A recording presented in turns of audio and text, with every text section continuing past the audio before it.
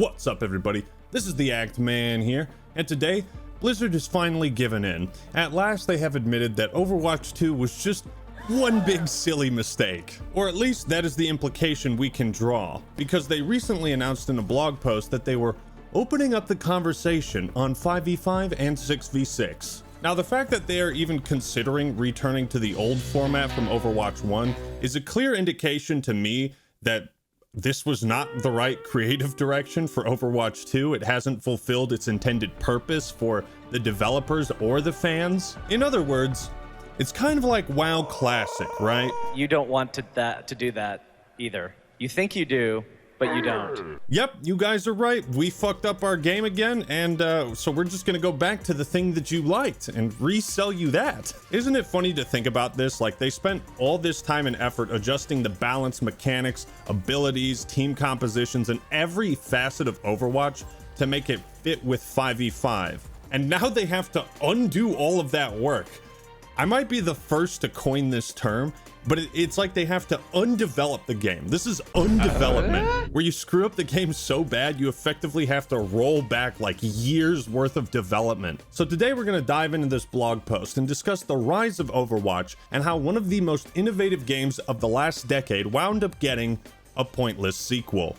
Are you with me? No. But before we jump into it, fun fact, did you know every video game with craft in the title is a fucking banger? This is even more true with the sponsor of today's video, Stalcraft. Set in the incredibly serious setting of the Chernobyl exclusion zone, you play as one of these guys in a fight to survive and extract. Yes, I'm serious. Like, I was sold on the art style alone. It's hard to explain something you've never really seen before. Stalcraft is a game that, while it looks blocky and goofy and fun, at the same time it's like gritty and dark. You get to enjoy both these simple and complex pleasures with Stalcraft. Don't let the graphics fool you. Stalcraft has surprisingly deep progression and customization. Now, I'm not big into extraction shooters myself, but I can tell you for certain this one is worth checking out, especially when it goes for the low price of free. It's like a paradox of fun. Two concepts you never imagined in your wildest dreams being crashed together into one solid experience. I'll sweeten the deal. If you download the game using the code TheActMan24, I'll give you a free grab bag of goodies to start your journey off right. And you can download Stalcraft for free today on Steam. Check the links in the description and pinned comment. And thank you, Stalcraft, for sponsoring this video. And now for something completely different. Now, first off, why the sudden decision to start shifting back to 6v6? While the hero shooter genre is seeing a bit of a resurgence with Marvel Rivals. You should check out my video on that. The game's fucking incredible. Highly recommend. Also put a link in the description and pinned comment. Also, come join my public Discord server, the Act Clan. It's awesome in there. But there's also Sony's Concord coming out in a few weeks. Valve is working on their own hero shooter, which got leaked, I think, a few months ago? So there's mounting competition and pressure, and perhaps Blizzard was faced with a decision to preemptively adapt Overwatch for when these new hero shooters come out. It just so happens that Marvel Rivals started its closed beta period one day after Blizzard made this announcement, so it could very well be a coincidence, but as one trained in the Force. You know that true coincidences are rare. Now, I'm certainly one of many who jumped ship or lost interest in Overwatch after 2 came out, and I've been looking for something to fill that void. And I think it's for the same reason people are willing to deal with the bullshit of Battle State games and Escape from Tarkov. It's the biggest piece of dog shit. That they're sticking with Overwatch. I'll bet thousands of gamers find themselves dealing with Overwatch 2 simply because nothing else on the market feels quite like it. And if you want something that fulfills that old Overwatch vibe, Marvel Rivals it's looking pretty good. But with these new hero shooters coming out, there might be some actual competition, you know? And it's alluring. The idea of going back in time when Overwatch was king, at its peak, when everyone loved it. I've recently been watching some of their old cinematics, and my god, you're just transported to a different time, when Blizzard was still a pretty good company. How the times change. You think you honor your brother Genji with incense and offerings? Honor resides in one's actions. You dare to lecture me about honor? You are not worthy to say his name!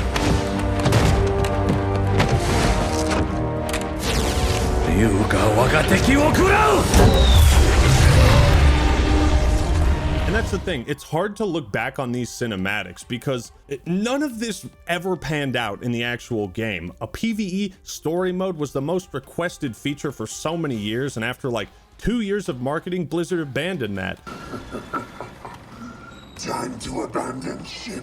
They showed us that they didn't care about this story, and so neither should we. But I want to take a quick crash course into what went wrong with Overwatch 2. Now, this part of the video could be 30 minutes, but we're gonna keep it short. Around 2019, we started seeing fewer updates to Overwatch 1 because Blizzard was focusing on a sequel. So for a couple years, fans were starved for new content. But when Overwatch 2 was announced, hype was at its peak. Kind of, but because of the expansive talent trees, all these new abilities, a focus on story, and most importantly, this highly anticipated PvE mode, fans were somewhat skeptical when it was revealed the game would shift to 5v5 instead of 6v6, and especially that Overwatch 2 would replace the base game. So if it wasn't an objective improvement in every way, that would piss people off, because they wouldn't be able to go back and play a previous version if they didn't like the new one. Blizzard's fuck-ups didn't end there. They then decided to release Overwatch 2's PvP sooner and delay the PvE to later. The game released with god-awful monetization. We all thought loot boxes were bad. Somehow it got worse to a level that not even EA could compete with. Unlocking every cosmetic without spending money would have taken 327 years to do without paying money. That is not a joke. Additionally, when the game launched, you couldn't log into the servers unless you provided Blizzard with your phone number. Do you guys not have phones? Yeah. Your birth certificate, and the name and address of the doctor who delivered you. Then in May of 2023, Blizzard announced that the extensive PvE plans, whoops, not doing that. Sorry, we used that to promote the game. We're scrapping that in favor of these story-based events that you can pay $15 for. Oh, looks like nobody did that. In March 2024, Jason Schreier reported that the PvE missions didn't sell well enough, and the entire PvE was scrapped moving forward. Quite the clusterfuck of bad decisions. Maybe a month after Overwatch 2 came out, I stopped playing it, kind of lost interest. And here's the thing, Overwatch will always be fun on a fundamental level, but the deception and lies perpetuated by Blizzard and Activision executives, I think has forever tarnished the game and my perception around it. Maybe I'll try it again at some point, but So now we're going to take a look at this blog post. Now it is pretty lengthy, so I'm going to just try to keep the most important parts and discuss the direction of the game. There's been a lot of talk about 6v6 lately, and it's only intensified in recent weeks. This is a pretty complex and nuanced topic, and it gets to the beating heart of what makes this game tick. Our players have different opinions and preferences about the ideal number of players in an Overwatch match, and so does our team. I think this kind of just goes back to the phrase, if it ain't broke, don't fix it. I'm still really not sure what 5v5 was supposed to do or improve on the formula. Sure, the idea of having fewer players means each player's contribution is more meaningful. I mean, that stands up in FPS games. You look at Battlefield, right? But it never really felt like it in Overwatch 2. It just felt like if you were a tank, the pressure was on you twice as much, which also eliminated like the off-tank role, kind of like Zarya. I'd like to set a few expectations and ground rules. First, it's pretty long. Creators are going to lose their voices reading this one aloud. You got me there. This is a game and your preference for fun is relative to your own tastes, ability, and experience. Lastly, there are years of decisions that affect such a fundamental piece of Overwatch. I'd like to set the stage and give some context on some of the larger changes to the game that ultimately culminated in the 5v5 format we have today. So this historical context section pretty much just runs through the history of development and how they settled on 6v6 and the problems with duplicate heroes and whatnot. And originally it sounds like they had planned to balance the game around no limits, which would have been kind of silly. And they say the variety was great, but we didn't feel like we could ever truly balance the game without severely watering down our heroes. So we made the choice to impose a limit of one of each hero per team. A theme of this and future decisions was limiting match variety as well as player freedom and creativity in order to create a more balanced, consistent, and competitive experience for players. And that's totally fair. I think when Overwatch first came out and everybody was experiencing this type of game for the first time, those non-TF2 fans, No Limits was fun. It was wacky, it was crazy. Obviously, I think everybody knew the game competitively wasn't supposed to be balanced around no limits, but now it's a fun, like, little side mode. And I think Overwatch is a game that can be both wacky, crazy, competitive, and casual. But it is really hard to balance a game that can fulfill all three types of gameplay. If someone wanted to play Tracer, but you were already Tracer, they would... Wait a second. Oh god, PTSD flashbacks. I'm already Tracer. The second large change to the game's format was the move from open queue to role queue, which limited team compositions to 2 heroes from each role. Again, I think role queue is fine, but I don't see what the issue with having 2 ranked playlists is, right? Ranked role queue, ranked open queue. Open queue, you get more creativity and you could do like 3 DPS, 2 healers, 1 tank, 3 tanks, 3 healers, whatever. I think my issues with role queue stemmed from it being like mandatory in almost all facets of play, either competitive or casual. Also, why couldn't you have done an experimental 5v5 mode with how the game was balanced in the first game? I don't know. No, we had to make an entirely new game for that. Then it talks about role balance and how DPS is the most popular role.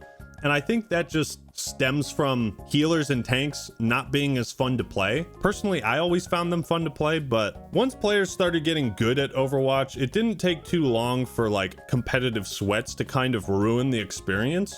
And I will say this, no matter what you have to say about Overwatch, the fact that they're trying to fix the game, or at least go back to what was better, you know, I can commend Blizzard for doing that. Yeah, and then this section talks about how role queue introduced longer queue times because it was mandatory and some people didn't like it. They talk about how they tried to incentivize people to play tank or healer and it didn't really work. Again, I think Marvel Rivals has a lot of really fun healers. Like Loki has a bunch of trickery mechanics and he can copy an enemy hero's entire moveset. So at least for part of the match, he can play as any role. There were additional drawbacks with role queue I mentioned earlier that many of our decisions made improvements to the game at the cost of match variety and player freedom. Team comps were now locked at 2-2-2. This was another step to a more consistent experience within Overwatch, but sometimes consistency can start to feel samey. Yeah, and that highlights one of the big problems with role queue is that it limited your options for counter picking and variety of matches. And I think that's when I started to, you know, play Overwatch a bit less because I feel like my matches were predetermined to be a certain way. Like I said, could have just had 2 ranked playlists, 2 casual playlists, 1 open, 1 role queue. Why we switched to 5v5? When we launched Overwatch 2, we talked about the greater individual agency that players could have in 5v5. Overwatch is a team sport and it requires players to rely on each other to be successful. Many times fights in 6v6 couldn't resolve until ultimate abilities came online. Correct that, until ultimate combos could be executed to break through 2 tanks worth of mitigation supported by high uncontested healing output. The world of 6v6 could have really high highs but really low lows. One of the design goals of 5v5 was to try to raise that floor even though it was at the expense of some of those high moments. I don't know, I guess it kind of worked. Like in 5v5, it's easier to break lines, but I think it's also just generally less fun. This was also back when there was more CC and hard crowd control to single out targets. Happy birthday, ABC Feels birthday, man. Happy birthday, CXQC Feels birthday, man. And a quick side note, I want to say that I appreciate them being so transparent about the reasons for their design choices and the pros and cons of each. Here it talks about damage heroes complained that their role was the least impactful, support heroes had to focus almost exclusively on healing, and tank synergy wasn't always fun. But that these things were kind of fixed and addressed in 5v5, so then the question is, why are we thinking about going back to it? While 6v6 can have high moments, it's also hard to follow. Tracking 9 other players is easier than 11, fewer visual effects, especially during big team fights. Moving to 5v5 made it more cognitively manageable. Lastly, one of the biggest benefits of 5v5 was dramatically reduced queue times. And as you can see here, holy shit, 7.6 minutes to play one match of Overwatch. That could last less than that. But see how this only talks about post role queue and not open queue? I feel like that's important. Like open queue times back in Overwatch, it was rare to wait more than 1 minute. I'll be completely honest. So this makes sense, right? The actual ratio of players queuing for tank damage and support is much closer to 1-2-2 than 2-2-2. As a result, this format better mirrors actual player interest in each role. So 5v5 was basically a solution to a problem that was introduced to solve another solution, role queue. It seems like role queue is just the problem. Was it really worth redesigning all of the champions and abilities just to shorten the queue time when you could have done that a different way. Thoughts on 6v6? The game started its life with 6 players on each team. There were moments in madness that could happen with 12 players in a match that just don't quite coalesce when there are 10. It was almost too much to keep track of. Correction, it was too much to keep track of at times, but that was part of the charm. Exactly. I 100% agree. There are big moments in Overwatch 2, but they don't quite have that same chaotic, over-the-top feeling to them. Part of that chaos allowed players to feel less pressure in a match. It's like he's reading my mind. Oh, that should clean everyone. There we go. Nice. Oh my I put God. everyone down for you, dog.